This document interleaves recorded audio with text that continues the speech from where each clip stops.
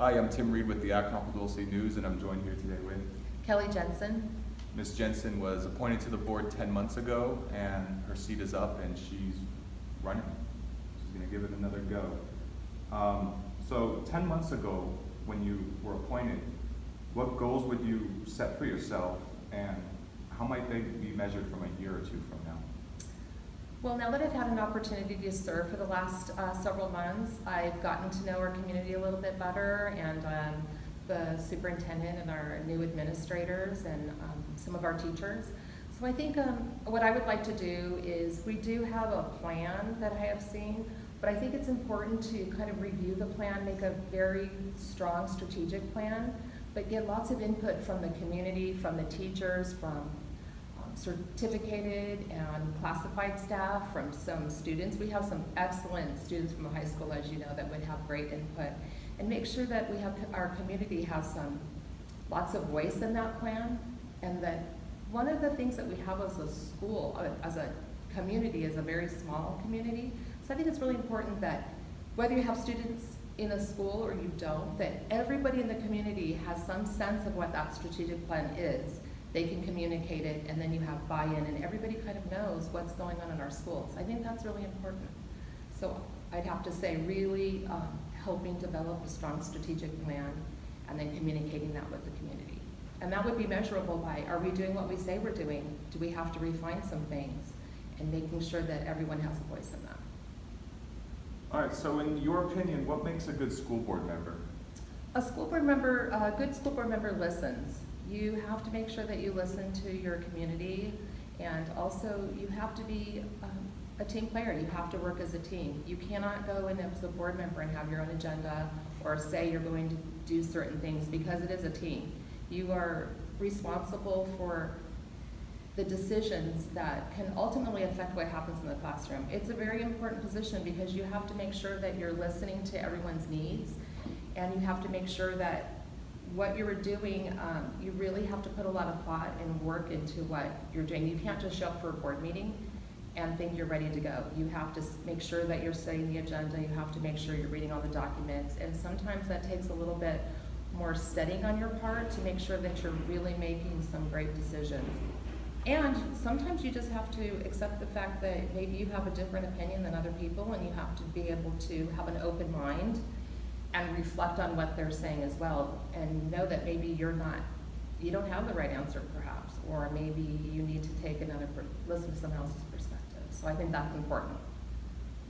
All right, so what do you think makes our school district different from those in neighboring school districts that are perhaps a little larger, like in Burbank or LA Unified? Or the Antelope Valley as well. Oh, yeah. Well, I think, we are sort of sandwiched in between lots of bigger districts. They have a lot more students. They have a lot bigger staff. And with that comes some pros and cons. The pros are we have a small district, so we're able to really know our students, be able to know what their needs are. I have had I'm an educator. I'm in classrooms all the time. I'm at school sites all the time. So it's very, I love coming here and getting an opportunity to go into some classrooms here and get to know the people and see what's going on, because it's completely different.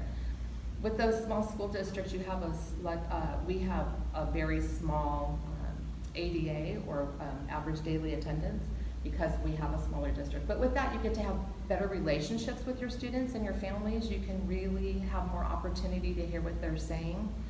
And so that what makes us a little bit different. On the other hand, we have less money.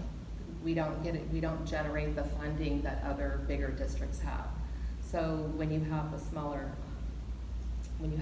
district, you have less funding coming in. So that's some of the challenges as well. So with that, we have some very different things going on. Sports program. They have bigger sporting programs sometimes, so sometimes that's a challenge. But I can say, as a parent, my youngest graduated 9 years ago. As a parent, I really enjoy the fact that the teachers knew my children. You can go into high school, there's thousands of kids. You may never even know all of your students' But here, your teachers know your students. You can go to a high school and they'll know every one of their kids. They know something about their students, and that's really important. Because as an educator, I know that relationships is one of the most important things. If you can have that relationship with a teacher or somebody on the staff to be able to say, hey, I'm having this problem, or hey, how you doing today? And having that, connection, when you're connected to your schools, it's really important, and that's really good for students. So there's pros and cons for both, but I personally love it. I think this district has such great potential. It's a fabulous district, and I would send my kids here again for sure. All right, so tell me about the bond. Well, as you know, we're going for a bond on November 6th. And with that, like I was saying before, some of the challenges that we have as a smaller district is we don't have the funds that other people have. And our schools are getting old. Our schools need to have a lot of maintenance done to them that you can't just generate the funds sometimes that you need to make those things happen. So I think the bond is very important. I'm supporting it, and I think that we need that for our students. Our students need to have a learning environment that is safe and that is clean, and we do need to have some maintenance done to our schools. And if it doesn't happen, it's going to be very difficult to do things to make our schools have those things. We need air conditioning units or plumbing, and things need to have some maintenance done. So I think I think that would be fabulous for our schools. I think it would be fabulous for our students and fabulous for our community. I don't have students that go to these schools anymore. I'm an older mother. I'm a grandmother now. And so I don't have students in our schools. But as a community member, not as an educator, not even as a board member, but just as a community member as well, I think it's really important. Our home values will go up. The first thing people do when they want to come to a community is they want to look at the schools. How well are our schools doing? What do the schools look like? I know when I moved here, the first thing I did was I drove by all the schools. I just want to see what they look like. I had a pretty good understanding what was happening on the inside. I did want to see what was looking on the outside. So I think that's really important to have schools that our community can be proud of. If people want to move here, it's good for our businesses. Our businesses need people to move here. So I think that would really, really help. I think it's good. That's as a community member. As a teacher, great environment, need things fixed.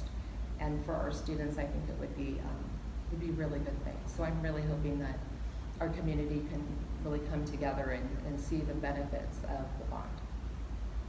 All right, well said. So as an educator, do you think that gives you a special viewpoint Yes, from the other candidates, yes. maybe your colleagues? Yes, thank you for bringing that up. I have worked, well, first of all, let me go back just a little bit. I actually started my career late. I didn't start my career, I was a stay-at-home mother, and I'm very proud of that. That's a very important job.